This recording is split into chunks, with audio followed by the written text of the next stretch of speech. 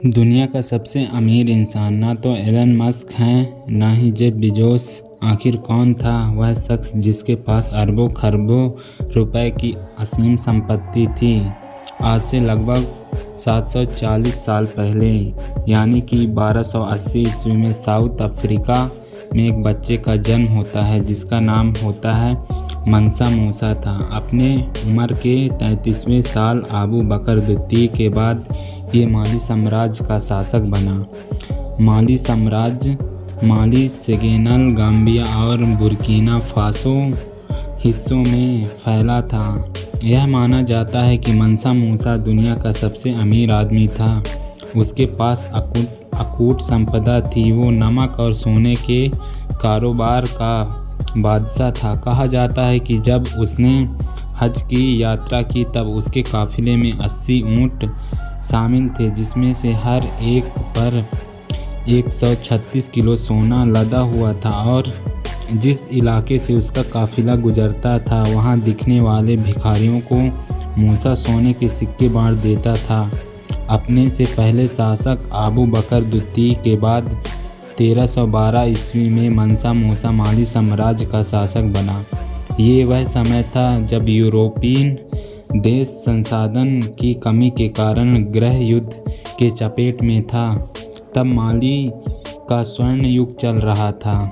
यहाँ नमक और सोने जैसे प्राकृतिक संसाधन भरे पड़े थे। माना जाता है कि मूसा का पश्चिमी अफ्रीका साम्राज्य दुनिया में सोने का सबसे बड़ा उत्पादक राज्य था। वो भी ऐसे समय में जब दुनिया में तेजी से सोने की मांग बढ़ रहा था। तब कुछ अनुमानों के पश्चात मालियन साम्राज्य ने एक साल में लगभग 1000 किलो सोने का उत्पादन किया जाता था। मंसा मूसा का पूरा नाम मूसा कीटा प्रथम था। राजा बनने के बाद इनको मंसा मूसा का पद भी मिला था, जिसका मतलब होता है सुल्तान, विजेता या सम्राट।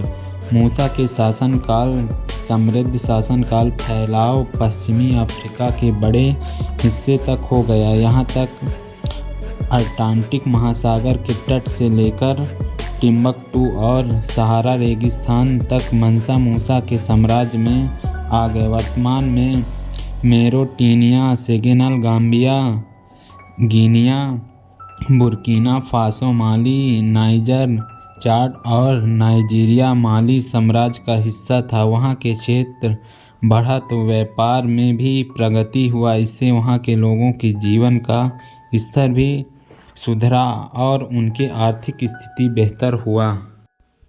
मूसा की सेना में करीब 2 लाख सेना शामिल थी। इनमें से करीब 40,000 तीरंदाज थे। इतनी बड़ी संख्या में सेना रखना आज के बड़े बड़े देशों की बात नहीं है। 1324 ईस्वी तक विश्व मूसा की बढ़ती संपत्ति के बारे में जानता था। फिर इसी साल मूसा हज की यात्रा के लिए मूसा मक्का रवाना हो गया। इस यात्रा में केवल राजा ही अकेला नहीं था, इसका साथ एक काफिला मूसा के साथ चल रहा था। बेहतरीन फारसी रेशम पहने, हाथ में सोने की छड़ी पकड़े लगभग 500 लोगों के बाद मंसा मूसा का घोड़ा था। इस काफिले में हजारों सैनिक और कर्मचारी और मुगल गुलाम शामिल थे। एक अंदाजे के मुताबिक मूसा के इस काफिले में लगभग 60,000 लोग शामिल थे। वहीं इस कावा में ऊँट और घोड़े शामिल थे, जिनकी पीठ पर सैकड़ों पाउंड सोना लदा हुआ था। काफिलों की लंबाई चौंकाने वाली थी। हल्का यात्रा में भाग लेने वाले लोगों की सटीक जानकारी नहीं मिलती, लेकिन ऐतिहासिक रिकॉर्ड से यह अनुमान लगाया गया है कि गरीबों में सोना बांट दिया गया था। जहाँ जहाँ से मूसा का विशाल काफिला गुजरा वहाँ के लोगों की आंखें फटी की फटी रह गई। आखिर इतनी बड़ी संख्या में मूसा की अमीरी का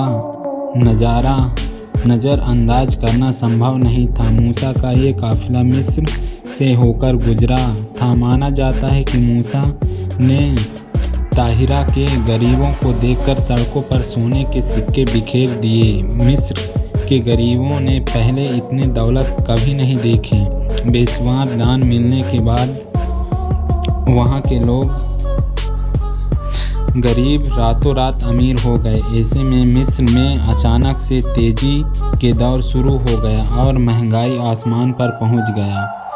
उसके बाद एक दशक से अधिक समय तक मिस्र के लोगों पर मालियन साम्राज्य का प्रभाव रहा। अपनी हज यात्रा के लौटने के बाद मूसा ने माली में कई मस्जिदों का निर्माण कराया। वहीं एक महत्वपूर्ण शहर होने के कारण टिम्बकटू और मस्जिदें बनवाई। मक्का की यात्रा के बाद अफ्रीका के बाहर भी मूसा का नाम फैला। इस समय तक दुनिया के बाकी देशों को भी मूसा की रहीसी का पता चल चुका था। वहीं मूसा की रहीसी के किस्से यूरोप तक फैलने लग गए थे।